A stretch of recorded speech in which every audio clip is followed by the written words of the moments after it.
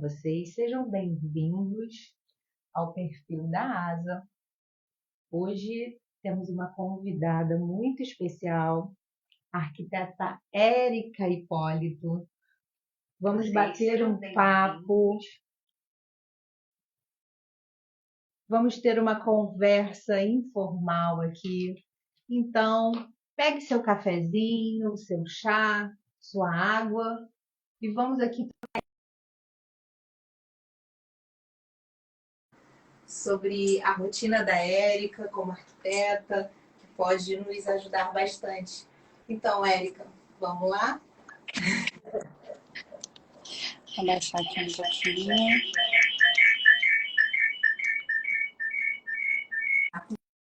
Com microfonia. Eu vou deixar saindo só naqueles relatos. Ainda tá saindo? Tá.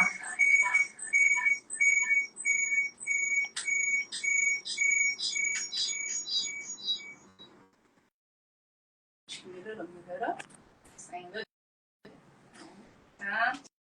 Boa noite a todos.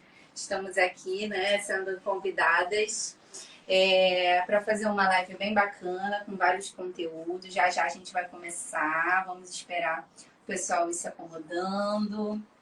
Aproveitar para chamar o pessoal que já me segue, para conhecer um pouquinho mais sobre a loja. Então já vai até o perfil da loja. Daqui a pouco eu vou estar saindo daqui, né, desse compartilhamento, e vamos ficar só no perfil da Asa. Então já sigam, já aproveitem para se inteirar dos conteúdos e continuar com a gente nessa live, que vai ter bastante coisa boa, tá bom? Sejam bem-vindos, quem está entrando agora. Como a Lu disse, pegue seu cafezinho, sua água, se acomode, né? A gente sabe que é uma hora que está todo mundo chegando do trabalho, então sejam muito bem-vindos para estar com a gente. Vamos nos apresentar um pouquinho, então, para a gente começar? Vamos. Vou continuar por aqui, por enquanto, já que a gente ainda está informalmente numa conversa, então, para a gente se conhecer um pouquinho mais. Bom, me apresentando um pouquinho, né? Eu sou formada em arquitetura, especializada em design de interiores, já atuo aí na área por quase 10 anos. Né? Fui me especializando nessa área de interiores porque justamente gosto dos materiais, gosto de entender o que as pessoas precisam, o que os clientes precisam para oferecer os melhores serviços, os melhores materiais. Tá certo? Então, nessa parceria a gente teve a oportunidade, né, de estar se conhecendo para justamente agregar valor, né, ao que a gente precisa, a entender os nossos clientes e fornecer os melhores serviços. Contei um pouquinho também, né, sobre vocês. Boa noite a todos, sejam todos muito bem-vindos. Eu sou Carolina Tavares, sou uma das sócias aqui da Asa Estúdio, né? Asa Móveis Planejados. Nós somos uma loja de móveis planejados, ficamos aqui na Barra da Tijuca, na Avenida das Américas. A gente veio unindo forças com a Lucilane e com a Ana, que estão aí junto nessa empreitada comigo. E a gente trabalha com os móveis planejados, com bastante experiência. E hoje a gente está recebendo aqui a Érica para falar um pouquinho, né, Érica, sobre as etapas de obra, até a gente chegar nessa parte aí do planejamento, né, da execução, da elaboração do projeto de marcenaria, onde ela conta aqui com o nosso apoio também. Maravilha. Querem complementar alguma coisa? A gente vai falando, né? Os assuntos Quatro são mulheres, muitos. Vamos ter bastante coisa para falar. Então, eu vou finalizar aqui, mas lembrando que assim que eu desligar, vocês podem ter acesso diretamente no arroba da Asa, que é Asa Estúdio Interiores. Isso. Ou então acessar no meu story, diretamente já dá para entrar no perfil deles, tá bom? Vamos continuar. Vamos lá.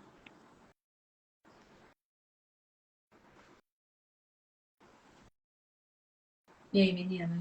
Vamos lá? Vamos lá, Érica. Começa aí falar um pouquinho sobre as etapas do projeto, né? Como é que você elabora, como é que você começa, né? Conhecer o cliente, e aí, como é que a gente... Sim. dá Por onde sequência? começar? Por onde começar, né? A pergunta master que a gente mais ouve. Bom, Segundo a NBR, né, que tem várias, umas mais antigas e outras mais recentes, a gente tem basicamente 7 etapas para seguir dentro de um projeto, né, que eu acredito que acaba sendo aproveitado também num projeto de marcenaria. Porém, eu acredito que além disso, a gente acaba fazendo um mix e trazendo para a realidade do dia a dia, né, vai agregando essas etapas. A NBR diz que são basicamente 7. Tá? Que são. Tô com uma colinha aqui só para não falar. Faz parte. A gente segue assim, né? Levantamento de dados, programa de necessidades, estudo de viabilidade, estudo preliminar, anteprojeto, projeto para licenciamentos e projeto executivo, perdão. Bom, eu digo que basicamente as 2 primeiras a gente engloba junto no dia a dia, que engloba sendo o quê? A visita técnica. Quando o cliente me procura como profissional, assim de primeira, a gente marca uma visita técnica, seja para uma reforma ou para uma construção do zero. Se é uma construção do zero, a gente vai até o local, vai fazer o levantamento de medidas, levantamento de pontos, né, de o que tem de existente ali, os desníveis existentes. Se é uma reforma, a gente vai levantar os pontos de hidráulica, de elétrica, né, tudo que é existente, que a gente estava conversando um pouco também mais cedo, fazer todo esse levantamento para começar a trabalhar em cima disso, tá certo? E aí, nessa visita técnica, a gente precisa entender também a necessidade do cliente, né? O que ele precisa, o que ele deseja, para que a gente consiga, com o nosso olhar técnico, saber se é viável ou não e conseguir começar, de fato, a projetar, né? Para que tudo seja alinhado no decorrer das etapas, né? Então, por falar nisso, até faz menção com uma das perguntas que a gente recebeu, né? Alguém quer ler a primeira pergunta? Pode ler. O que é melhor para o móvel de cozinha, não é isso? Apostar em cor ou manter no neutro? Bom, vou responder um pouco e aí vocês complementam com a especialidade de vocês, né? Com o que vocês vivem no dia a dia. Eu costumo dizer que justamente a gente passa pelas etapas para poder entender o cliente, né? O programa de necessidades é justamente, né, a partir do briefing, né, da gente entender o que o cliente gosta, mas junto do nosso olhar técnico e adaptando ao que a gente diz ser melhor ali, né? Que a gente entende dentro da nossa experiência ser melhor. Eu diria que primeiro entender o que o cliente gosta, porque as pessoas acabam vindo com um pouco de medo, né? De apostar numa cor por mais que goste. Só que eu costumo dizer que se você gosta de uma cor, dificilmente você vai enjoar dela, né? Então, mas se você quer aplicar, por exemplo, num móvel de cozinha, talvez você não vá aplicar ele em todos os móveis, tá? Parte superior e inferior. Você pode mesclar isso só nos móveis inferiores e aí nos superiores você mescla com uma cor mais clara, um amadeirado mais claro, como a gente tem aqui. Então a gente pode ir mesclando isso se a pessoa quiser apostar numa cor. Buscando um equilíbrio, né? Buscando um equilíbrio, exatamente. Não sei se vocês concordam com isso. Cada projeto é um projeto. Sim. E eu acho que o mais importante de tudo é quem está projetando ter essa atenção voltada para a pessoa que vai utilizar o espaço. Sim. Né? É sempre muito importante ouvir. Então aqui a gente tem uma preocupação muito grande de ter muito material para atender a todos. Mas é claro que existe uma importância do conhecimento técnico, né? Porque às vezes o cliente, eu gosto muito de verde, eu gosto muito de azul. E é claro, vamos respeitar que ele gosta de verde, vamos respeitar que gosta de azul. Mas com um olhar técnico a gente consegue encaminhar para algo que não fique enjoativo, para algo que seja adequado àquela necessidade. Então sempre estar com esse olhar atento, né, ao cliente. A Carol, que tem muita experiência, a Ana também, nessa questão, já trabalha com isso há muitos anos, está cansada de ouvir, né? Quando o cliente já chega com uma situação muito definida e aí depois vocês conseguem, né, mostrar outros pontos. Isso acontece muito quando o cliente vem sem um profissional, né? Sim. Sem o auxílio já de um arquiteto contratado, um designer de interiores. Às vezes isso acontece dele chegar muito com as imagens que ele viu na internet, No com as Pinterest. pesquisas que ele fez. né? E aí ele já vem com uma certa ideia formada e a gente vai orientando. E essa parte se conecta muito com a parte do projeto, né, também, na parte de arquitetura, porque é nessa fase aí de pesquisa também, assim como a gente vai entender no briefing que a gente vai ter com o cliente, a gente vai entender essa necessidade dele, onde é a dor do cliente, onde a gente pode ajudar, e vocês também na parte de projeto de arquitetura, né, na parte do desenvolvimento do projeto de interiores também. Vai juntando ali, ouvindo, a gente tem que ser muito ouvinte também nessa hora, né? Para poder entender muito a necessidade daquele cliente, daquela família, a vivência, né, toda que eles têm. E aí a gente trabalha sempre em conjunto. Quando vem com um profissional já, o trabalho já vem quase pronto. A gente dá aquela pincelada no final. Mas quando vem sozinho, a gente faz todo esse trabalho, né? E dentro do projeto arquitetônico, quanto do projeto de interiores, a gente vai trabalhando nessa etapa, né? Elas se complementam. Sim, com toda certeza, né? A gente entender, ouvir e direcionar é super importante mesmo, né? E aí, depois dessa etapa prévia, né, da gente entender um pouco, fazer esse levantamento e tudo mais, a gente parte para um estudo um pouquinho mais aprofundado, que a gente chama do EVTL.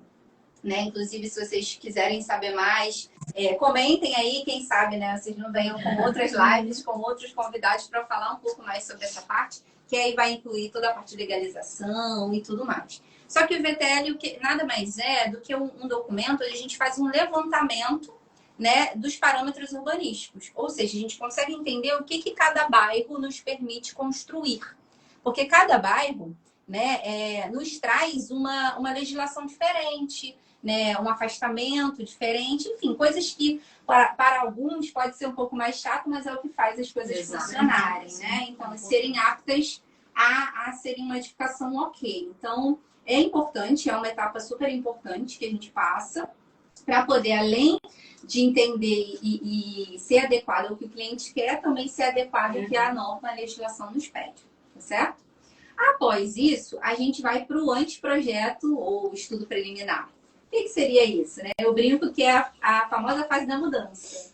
É a fase que o cliente pode realmente mudar. É o ajuste. É o famoso teste. Por exemplo, né? Vamos dar um exemplo para ficar mais claro. Se o cliente gosta, chega para a gente e fala que ele gosta de preto e branco. Não vai ser só preto e branco, né? Que a gente vai utilizar. Exato. Então, dentro desse anteprojeto, a gente vai ajustando. Vai colocando uma tonalidade mais clara dentro desse gosto, exemplo que eu estou dando do preto. Então, vai testando as possibilidades. Né? Então, essa fase da mudança, porque justamente a gente não vai acertar às vezes de cara quando está projetando. Né? A gente vai quando isso acontece é perfeito.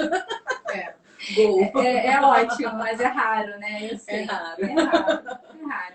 Mas a gente vai testando essas possibilidades e vendo até o cliente. Porque é engraçado, né? Esses dias eu vi uma brincadeira no Instagram mesmo, né? Que dizia como se a gente, como profissional, escolhesse para o cliente. A gente não escolhe, gente. A gente dá possibilidade. Não é para ser dessa forma, né? E depois o arquiteto vai embora.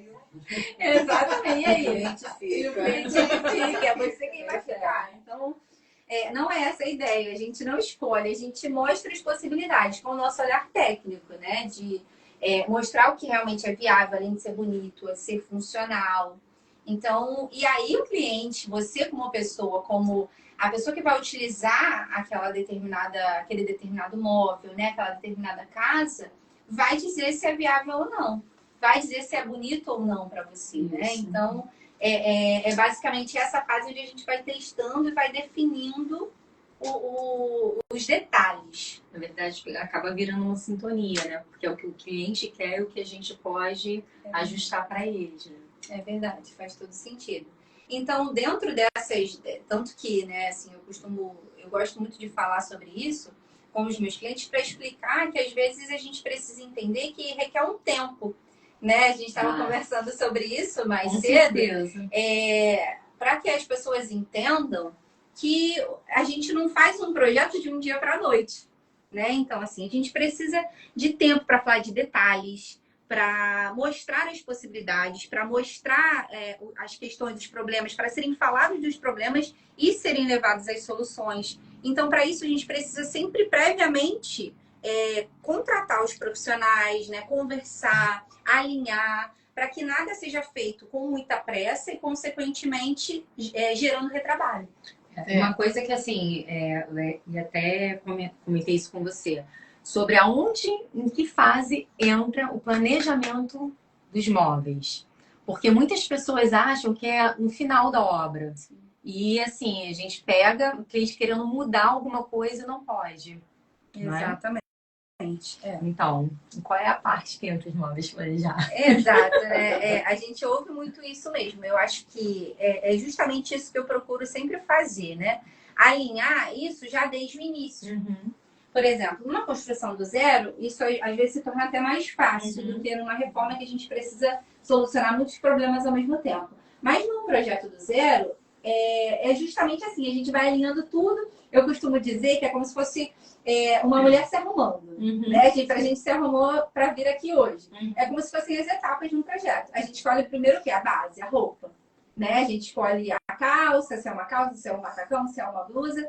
E aí é como se fosse a casa. A gente vai escolhendo numa construção do zero. O piso, o que vai nas paredes, se é um revestimento, dependendo do ambiente, se é uma cor na parede. A gente escolhe essa parte mais grossa, ajuda o cliente ali nessa coisa.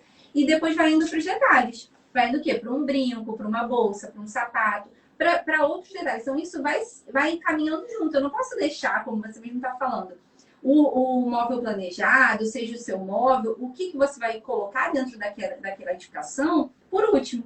Eu preciso ir alinhando aquilo tudo junto. Então, é muito difícil você fechar, ainda mais numa construção do zero, um projeto arquitetônico sem um design de interiores. Porque é justamente o design que faz tudo isso andar junto. Andar o quê? A escolha do piso, a escolha da cor das paredes, ou o revestimento que vai nas paredes. Aí já é atrelado a qual vai ser o seu móvel. É um complementa o outro, né? Exatamente. Pra, no final, dar o resultado que o cliente quer. E uma questão importante, que hoje em dia a gente tem uma diversidade tão grande de materiais, né? E então isso é importante ser definido numa etapa inicial, porque dependendo do material que foi escolhido, ele tem uma maneira de utilização diferenciada e isso vai impactar na obra. Então, é muito importante definir isso. E sem contar as questões também de pontos de elétrica, de hidráulica, né? Depois, resolve, poxa, mas eu quero na cozinha a bancada aqui. Sim. E aí, o ponto de hidráulica, né? Isso foi definido antes. Se não fosse mudar, é retrabalho, é custo. Né? Tudo isso é custo. Custo e tempo, que ninguém quer perder de jeito nenhum, né? Na elaboração de um projeto novo, né? É o pensar muito onde colocar as esquadrias, onde se posicionar as portas dentro do layout, né? Do todo ali da planta, a parte de janela, onde a gente vai disponibilizar espaço para entrar um armário, para colocar o posicionamento mais adequado, preservando a intimidade da cama, né? Toda essa parte de layout entra a parte arquitetônica com a parte de interiores, né? São partes que se complementam, assim como a arquitetura precisa da engenharia, né? O melhor dos mundos, né? Melhor é quando os três conseguem trabalhar em conjunto. Cada um dentro da sua responsabilidade técnica, dentro da sua competência, né? Alinhar engenharia, arquitetura e interiores. E aí vem o projeto pra gente na parte de planejados e marcenaria, assim, ó. Redondo pra gente trabalhar. É o sonho. É verdade. E é justamente essa importância, né? De quando você vê com o tempo, né? Você começa uma pesquisa antes, você deixa esse tempo antes para conseguir fazer todos os projetos complementares, saírem todos juntos, eles vão sair do forninho, que eu costumo brincar, todos juntos, já prontos para serem executados, e evita o retrabalho. E aí muitas vezes o cliente, né, o consumidor final, ele acha que se ele contratar todos esses profissionais, ele vai ter um gasto grande. E isso vai onerar. Mas não, na maioria das vezes o que a gente percebe é que quando há um planejamento e profissionais trabalhando em todas as fases de forma adequada, isso não onera, muito pelo contrário, isso reduz custo. É custo-benefício, né? Exatamente. Então, acho que as pessoas precisam ter a consciência dessa importância de ter bons profissionais em todas as etapas e trabalhando juntos, desde o momento inicial, seja da obra, da construção do zero, seja da reforma. Exatamente. Principalmente, né? A gente está falando muito da construção do zero, mas Mas a a gente pega reforma muita reforma. requer muito Acho que mais é- atenção, né? Nesses detalhes. Então, acho que é o principal, né? O ponto-chave é você se organizar para começar esses projetos e alinhar tudo com antecedência, né? Para que quando de fato você vai dar o start na sua obra, você esteja com tudo ali já certinho para executar. Uma observação que eu tenho a fazer. Assim, as pessoas se preocupam muito assim, com revestimento, piso, a bancada também, ela é importante, mas uma coisa que eu vejo muito que também deixa para a última hora é a questão dos eletrodomésticos, principalmente que vai ser usado na cozinha. Porque dependendo dos elétricos que vão ser usados ali, o tipo de cubo, o tipo de coifa, altera o projeto. Exato. Entendeu? E muitas pessoas não se atentam a isso. Até o tipo de cuba, já, por exemplo, eu tenho uma cliente minha que ela queria falar assim, não, eu quero a cuba, mas eu quero uma calha gourmet. Então, assim, você tem que pensar, repensar no projeto, ver todo o layout de novo, porque ela queria uma calha gourmet e ela não sinalizou lá atrás. E aí, o que a Carol falou, a importância de ter um profissional, porque aí ele já vai sinalizando isso. Ele já chega redondo aqui pra gente. Exatamente, vai entendendo e vai já colocando, alinhando tudo ali para poder ser mais fácil na hora de Exatamente. Porque as possibilidades agora são inúmeras, né? Cada dia surge mais uma coisa. Exato. Que bom por um lado, por outro a gente fica meio assim. Verdade. Bom, mas aí dando seguimento, né, às fases que a gente pontuou, A gente está falando do anteprojeto. A gente já falou várias coisas. A gente falou. No anteprojeto, a gente já foi lá para a obra, para a chave pronta, sendo entregue e volta para o anteprojeto. Mas, enfim. E aí a gente recebeu uma outra pergunta, não é isso? Corrija se eu estiver errada. Qual tipo de puxador é mais indicado para cada ambiente? Uma boa pergunta. Boa pergunta. Será que existe um específico, um certo, um errado? Depende. Né? Vai depender muito, assim, na minha visão, claro, de qual cliente que vai atender aquele, né? Qual ambiente, qual cliente, qual a demanda dele, Isso. se ele trabalha fora, se ele tem tempo para limpar, se ele tem, né, não tem tanto tempo. Qual a rotina da família, né? Exato. A rotina da família é muito importante. E hoje em dia não existe isso de certo e errado, gente. Não tem nada. É difícil a gente chegar e falar assim, isso pode, isso não pode. Pode ser que sim, pode ser que não, dependendo de algumas outras coisas que precisam ser analisadas. Essa questão dos puxadores é muito subjetivo, né? Tem cliente que chega já pensando no puxador. Ai, mas eu vi um puxador dourado. Não, eu quero um puxador assim, assado, de tal móvel. Olha, já traz inspiração. A foto do puxador é um ponto muito relevante. E já tem outras pessoas que não. Mas tem puxador? Tem que escolher puxador? Porque depende muito do estilo da proposta que ele vem, depende do estilo que ele quer fazer, né? Do layout que ele quer compor. Tem assim. E hoje os puxadores, as pessoas ficam assim, até em dúvida da quantidade, né? Sim. Não, e assim, das os opções, valores isso, também. Temos muitas opções de puxadores. Mas assim, a gente pode falar que existe uma tendência hoje em dia dos móveis terem um aspecto assim mais limpo. Nós fomos no Casacô agora, a gente observou muito o Leftock, que é justamente isso, para não ter o puxador aparente. Mas cava também usa muito, né, Carol? Tem muita cava. E tem cava. E tudo tem o tempo, né? A gente já teve muito tempo do puxador bolinha, tem os puxadores concha, que aí entra muito com a linha provençal, tem os que são os mais quadradinhos, os mais redondos, né? E isso vai muito variando também de acordo com o estilo, com a tendência, com o período, né? Que a moda, né? Que o design vai acontecendo. os puxadores mais retos, e aí tem as cavas no laqueado, tem a cava no próprio vidro, né? Isso vai variando muito com a tendência. Então, de acordo com todas essas questões, eu acho que é importante a gente observar a questão da segurança, da funcionalidade, né? Então, isso é extremamente relevante e importante num projeto. Então, se é uma área de circulação, existe o risco de bater o corpo, tem criança em casa, recebe muitas crianças, então tudo isso assim, é muito importante. Além do gosto, né? Do gosto pessoal de quem vai usar ali aquele espaço, isso a gente precisa chamar a atenção.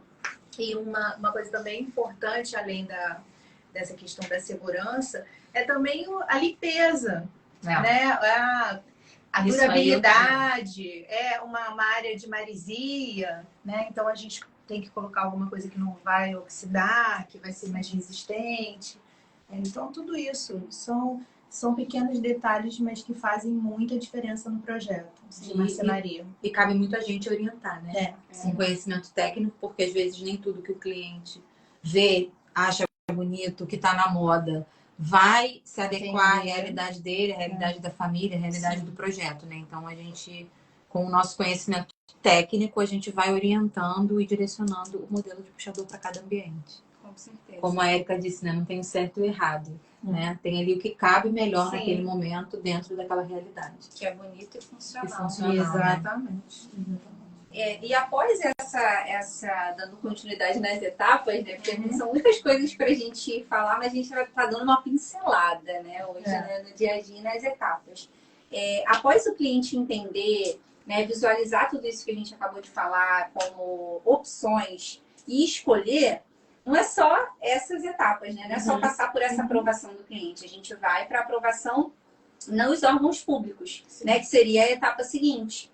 Vai passar por essa aprovação nos órgãos públicos após a aprovação do cliente, para, de fato, estando ok, lembrando que se a gente já passou pela fase do EVTL, a gente já está trabalhando dentro de algo que é sobre as regras, né? Que é dentro das regras. Então, não vai, a chance de retrabalho é mais difícil. Agora, se você trabalha sem ter esse norte das regras, pode gerar um retrabalho lá na frente. Então, por isso a importância das etapas, né?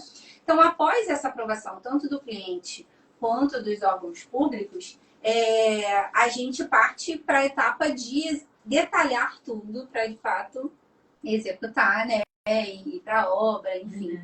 E executar todos os detalhes que a gente entrega no projeto. Não só de marcenaria, mas de todo o detalhamento de um projeto, né? São muitas coisas. E aí, de fato, vai para esses detalhes. E tanto dentro de uma construção do zero, quanto de uma reforma, tá? E aí, dentro disso, né? Dessa questão de detalhar tudo para uma entrega final, surge mais uma pergunta, né? Que a gente recebeu. Alguém quer... Eu posso ver. Quais materiais de mobiliário estão em alta ou passados? Bom, é uma das coisas que a gente mais ouve, né? E nos questionam. O que está em alta? O que eu uso? Será que não está passado? Isso aí, será que não vai, daqui a um tempo, já está ultrapassado? Calma. Não, e ninguém faz uma obra também para pouco tempo. Exato, né? para mudar amanhã, né? Exatamente. Algumas pessoas querem aproveitar o máximo possível. O que está usando agora, porque é isso que eu quero. Então, eu já tenho um carro-chefe aqui que todo mundo pergunta. Ripado. Ripado. Ripado. Então... Não, mas eu adoro ripado. Mas ainda tá usando. E aí? Está em alta ou não está em alta? Nós tivemos em Casa Cor, nós vimos bastante ripado ainda lá. Sim, mas né? eu acho que diminuiu. Eu acho que já diminuiu bastante. Eu acho que ele já está com o tempinho dele aí chegando. Pelo menos no Casa Cor, eu acho que as texturas diversas assim, estão tomando conta. Eu acho que o ripado já está de lado, assim. Mas que não perde, né, gente? Ele tá acho que ele está tendo uma variação. Ele está sofrendo mudança. Né? E aí todo mundo descobriu e a variedade de usar. ripados que existem agora. O fininho, Exatamente, grosso, mas... os materiais. Né? Então, assim, a gente tem uma gama muito grande. E deu aquele... Parece que todo mundo descobriu junto, né? Então, todo mundo queria usar. E aí, ao mesmo tempo, tinha aquelas pessoas que, já que todo mundo tá querendo usar, eu não quero, né? Minha mãe sempre falou que eu não sou todo mundo, então eu já não queria. Mas eu acho que ele não é uma coisa que passe, assim. Apesar de ser menos usual, não vai ser uma coisa que vai passar. Ele vai estar sempre ali, sabe? Sempre querendo ser usado, assim, de alguma forma. A minha visão, assim, né, do que eu vejo. E eu tenho percebido muito que o ripado, ele tá vindo como tendência nos mármores, nas pedras, né? É verdade. Tá, De uma outra forma. de uma outra forma. Eu vi E os vazados? Os vazados, muitos, né? Que são os muxarabes, ou muxarabis, cada um fala aí com a sua pronúncia, né? A gente tá tendo muito isso. Eu vi no Casa Cor um exemplo de bancada com ripado, com revestimento, que é um filetezinho. E aí eles fizeram a bancada de uma forma orgânica e foram fazendo a utilização, colando filete por filete e com tons diferentes, fazendo um degradê. Então, assim, eu acho que tá vindo uma variação, né? Ele tá sofrendo um pouquinho, uma modificação para tirar aquela coisa tão batida, né? Mas eu acho que ele ainda não vai embora por agora, não. Tinha um ambiente lá que o teto também era todo ripado. Também tá bem alta, a Também. externa, né? Com o uso de... Aí usa o alumínio para fazer, então assim, isso Mas, também mas tá bem assim, alto. foi até assim, impactante, porque o teto era arredondado, assim, tinha, Ele né? era todo orgânico, Orgânico bem interessante. bem curvo e os ritados. Nossa, ficou assim, deu um visual bem. O teto do restaurante, né? Eu acho que depois. Ele tá bem interessante. E é um espaço bem amplo, né? E que a gente consegue ver melhor o efeito, né? Orgânico. Eles conseguiram trabalhar belíssimamente. Ele ficou bem legal. movimento bem legal. O que eu reparei muito também na Revestir foi isso, né? Foi o uso do MDF em divisória, né? Que está muito presente também, né? Por exemplo, numa sala, você ter o painel de TV e logo em seguida as portas serem embutidas no mesmo painel. Então, assim, isso também está bem alta. O uso no teto, tanto ele liso, tanto ripado. Então, isso também é uma tendência que está bem alta. Os tetos estavam bem trabalhados também. Essa questão de teto também está sendo bem atual. E eu acho que é isso. Eu acho que, de não ser tendência, poderia dizer que o ripado, apesar de ter tido esse ápice, ele vai estar sempre por ali, né? Nos rodeando de alguma forma. Se assim eu posso dizer. Sendo trabalhado, sendo modificado, sendo adaptado, e as coisas vão... Mas além dessa questão do ripado, no Casa Cor nós fizemos até um Reels, foi ontem que subiu, né? Falando sobre as tendências. E a gente observou, eu já falei, essa questão das texturas, cores vibrantes, né? Muita cor, estampas, metálicos. Em cozinha, então, substituição de bancadas de pedras por metais. Isso veio muito... Milão falou muito sobre os metais, né? E a gente conseguiu perceber isso um pouco também dentro do Casa Cor. A gente também estava com muito de sensorial também, porque a questão da biofilia, né, de trazer a natureza. tinha uma experiência, né, para você. Eu acho que ficou bem individual, assim, para cada pessoa que entrasse ali, a sensação que ela ia ter em cada ambiente. Então, essa parte sensorial de texturas, de até cheiro. Teve um ambiente lá que estava com bastante cheiro de flores, alguma coisa assim, bem todos os ambientes, eles estimularam os 5 sentidos, né? Então, de uma forma geral, não só a parte que antigamente havia uma preocupação muito grande só com a visão, né? E agora, com essas questões de textura, né? Trabalho do teto, essa questão do cheiro dos ambientes. Do som também, que tinha ambientes que estavam... Sempre com som, né? E diferencia muito. Um ambiente mais verde, tinha lá o som do passarinho, né? Aí tinha algumas coisas mais místicas também, tinha que sons levavam de a água, religiosidade, e aí com outros sons também estimulando essa parte. Então, muito interessante. Essa questão da biofilia também, hoje em dia a gente percebe muito essa... trazer o externo, né, para a parte interna. Os banheiros com muita vegetação, não só nos banheiros, né? Em todos os ambientes, nas cozinhas também, nos quartos, nas salas, mas nos banheiros estava praticamente todos os banheiros tinham E essa os pisos preocupação. também, que assim, você ia de um ambiente para o outro, também você sentia, tinham pisos assim, que você eram mais fofinhos, outros que já pegava aqueles cascalhos, então é exatamente isso. Então, todos os ambientes eu vi isso, que tinha alguma coisa que ia chamar mais a sua atenção, seja na audição, no cheiro, na visão. Tinha alguns que eram bem impactantes, que você entrava assim, já dava um choque assim, né? Que você, nossa. E outros que, tipo assim, trazia aquela sensação assim, né? Então, eu acho que brincou bem com os sentidos da gente. Eu gostei bastante. E eu acho assim que na parte realmente de mobiliário, né? Tudo muito orgânico, né? As formas arredondadas, né? E assim, a gente viu a presença muito forte na parte mesmo de cozinha, né? As bancadas todas elas, quase todas elas sendo trabalhadas nas suas laterais com os cantos arredondados, trazendo toda essa parte orgânica, essa fluidez, né? E direcionando muito o fluxo do ambiente, né? Essa parte orgânica do mobiliário. Eu percebi isso bem forte. E junto com isso também trazendo a utilização de pedras naturais, né? E as imitações. Algumas bancadas em si com algumas texturas remetendo para a parte natural da coisa, né? Juntando. Tinha uma cozinha lá que estava super interessante, que ela tinha uma bancada enorme de inox e junto dela ela tinha uma pedra, né? Uma pedra engastada, uma coisa bruta, mas assim,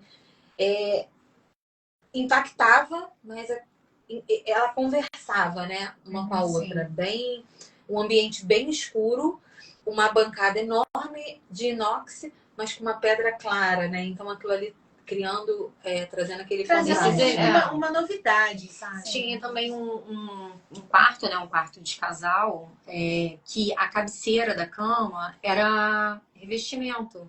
Exatamente, tipo um tijolinho bem rústico mesmo, mas fazendo toda a composição da cama. E assim, é uma coisa que você não pensa de ter uma cabeceira da cama feita com revestimento daquele. Falando nisso, tinha um ambiente que tava piso, parede e teto. Todo ele com o mesmo revestimento também. Vários ambientes. Eu vejo muito isso desde a revestir até antes um pouco, parede e teto. E agora tá vindo isso. A gente viu piso, parede e teto, fazendo todo o contorno.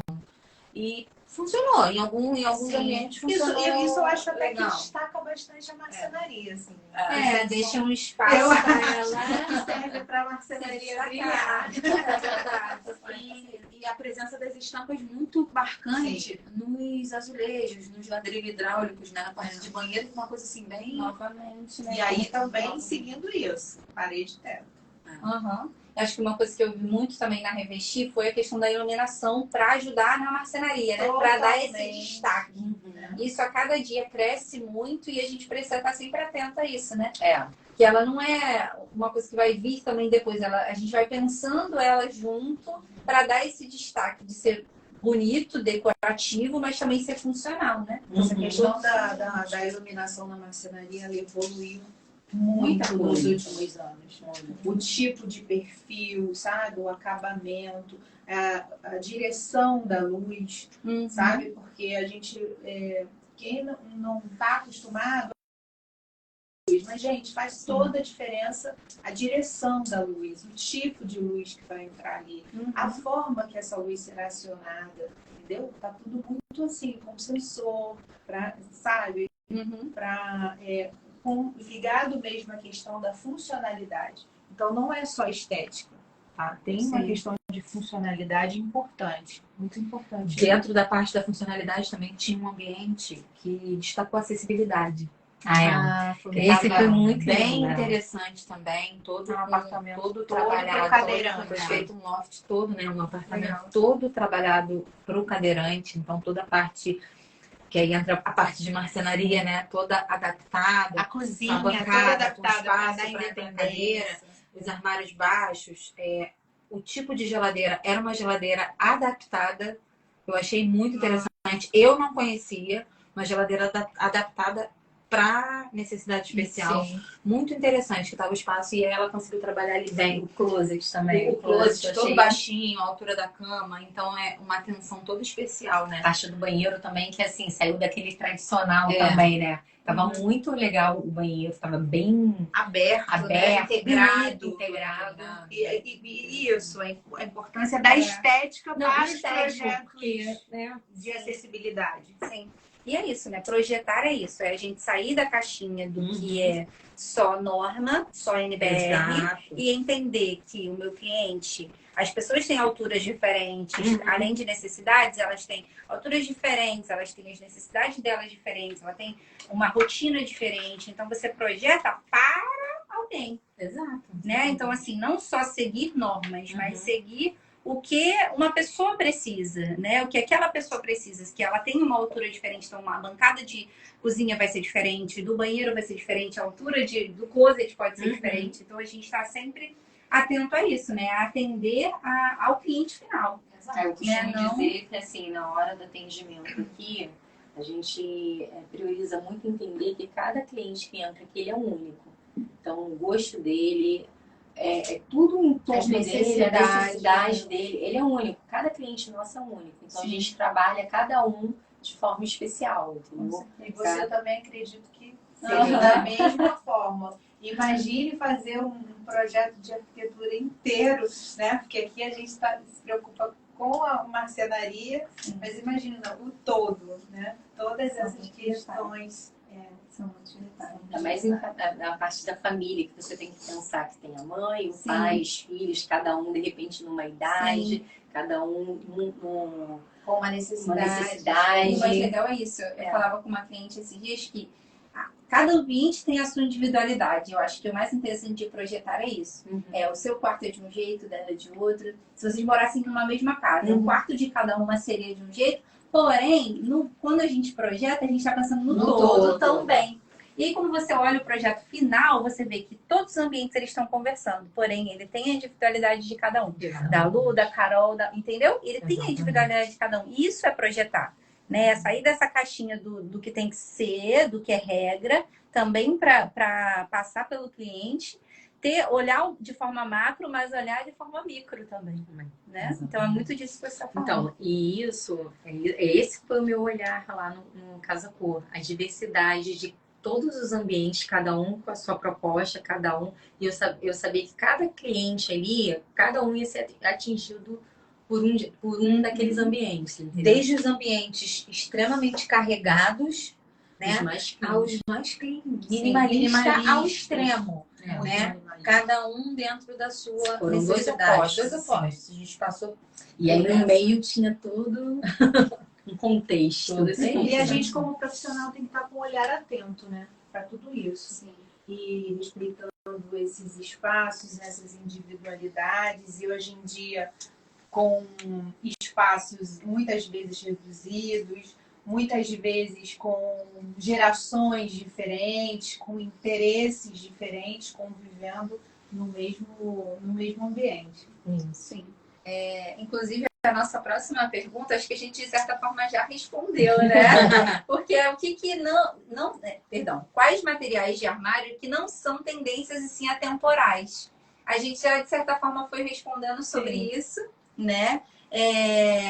E eu acho que só o que eu gostaria assim, de pontuar também, referente a isso, da gente, como a gente está sempre buscando estar atento às tendências, ao que também, na verdade, o que a gente falou, né? O que o cliente vem como necessidade, a gente está sempre ali tentando se atualizar nas nossas redes. Então, estejam atentos ao que a gente também vai postando, ao que a gente vai, né, compartilhando com vocês. Porque, né, isso vai se alterando e aí a gente vai estar sempre tentando... Não, e é muito estudo, né? A gente estuda bastante, assim, para poder estar trazendo conteúdo de qualidade, de funcionalidade para o cliente. Não é só postar. A gente tem que ter o entendimento que o que a gente está levando ali é para agregar, né? Conhecimento para o cliente também. Exatamente. Gente, chegou uma pergunta aqui dicas de detalhes, né, que fazem os armários serem luxuosos. O que a gente pode falar sobre isso aí, meninas? Da parte de marcenaria, eu acho luxuoso o tecido das gavetas. Nos closets hoje em dia, os queridinhos, é dourado, os tecidos, os tapetinhos, os acessórios, né? Os acessórios, sensores, os né? sensores, De iluminação, isso aí faz é diferença. fundamental. É funcional e luxuoso, né? Dá todo o detalhe.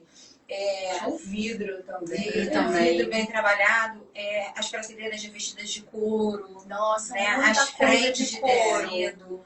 O Muita couro coisa de ele couro, tem então. alta tá, assim, né? a E gente viu aí bastante isso também. as portas, né? E os armários, saindo da parte de closet, os armários também com as portas de couro, as tramas, né? O couro natural também, o couro ecológico, tem uma diversidade, os tecidos para fazer esses acabamentos. A palhinha que tem lá seu valor. encanto, seu valor, tem quem gosta, tem quem não gosta, mas Eu tem acho que seu valor. a palhinha traz uma brasilidade, né? É. Traz aquela coisa da casa de vó, que ao mesmo tempo se mistura. É o contemporâneo, né?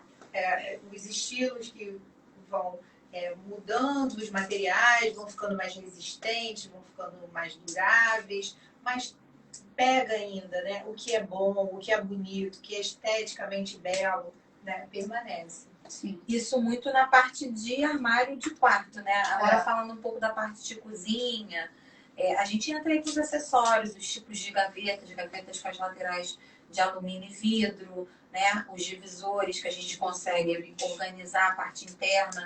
Tem os divisores de madeira também, trabalhados na teca, né? Onde a gente consegue ter ali todos os organizadores, todos os utensílios à mão, todos eles, cada um com seu espaço. Os sistemas de abertura também, porque a gente não tem vários tipos de sistema, não é só corrediça, a gente tem tipos de corrediça oculta, tem corrediças, a parte de fechamento, acionamento automático também, tanto de baixo quanto de gaveta. Então, tudo isso também ajuda com relação à ajuda acessibilidade. isso, Que tem muita sua funcionalidade, o acionamento das básculas elétricas, quando o armário é na parte superior, porque você não vai ter acesso para fechar, e aí você tem as pessoas sensor desprovidas de altura, né? Você tem aquela parte do sensor ali, ele vai recolher e você consegue fazer o fechamento. Ai, gente, resumindo, eu acho que o luxo mesmo é você conseguir fazer um bom projeto dentro da sua realidade, daquilo que você pode, e com conhecimento.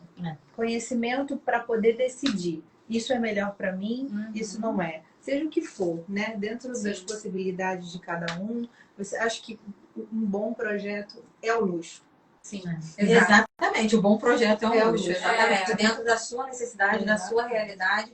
E a gente está aqui, né? A gente tem todo esse produto para atender dentro da realidade de cada um.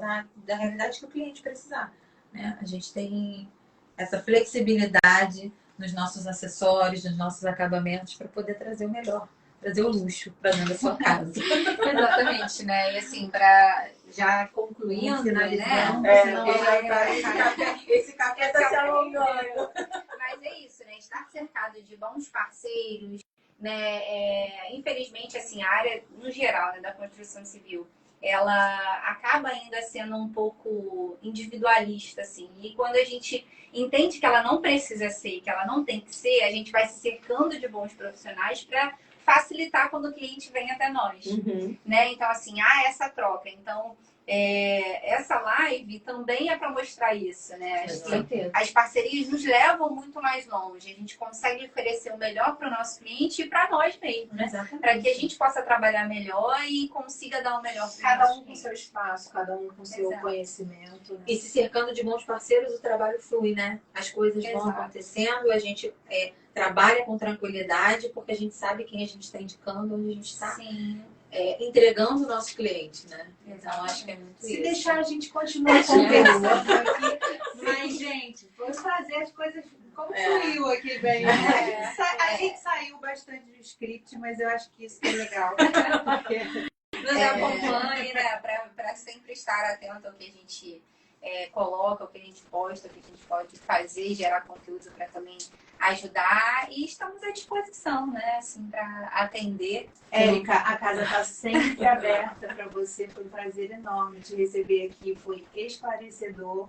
Eu espero que os nossos seguidores tenham gostado aqui dessa conversa e os seus também, que nos sigam agora, né? Com certeza. E- Mutuamente, né? Isso. Os nossos conheçam a Érica e o da Érica conheçam a gente. Que é uma parceria que tem muito ainda para Com certeza. várias notícias pra frente. E a casa está sempre aberta. Muito obrigada pelo convite, muito obrigada a todos que nos assistiram, né, que estiveram com a gente nesse papo, né, e com muito café e aguinha, do jeito que a gente gosta, né, nos sigam, né, tanto os meus seguidores quanto, né, vamos trocar aí e conseguir com certeza ir bem mais longe. Muito obrigada. Gente, obrigada, Érica. Obrigada, pessoal. gente. Tchau, tchau. Boa noite. Boa noite. Boa noite.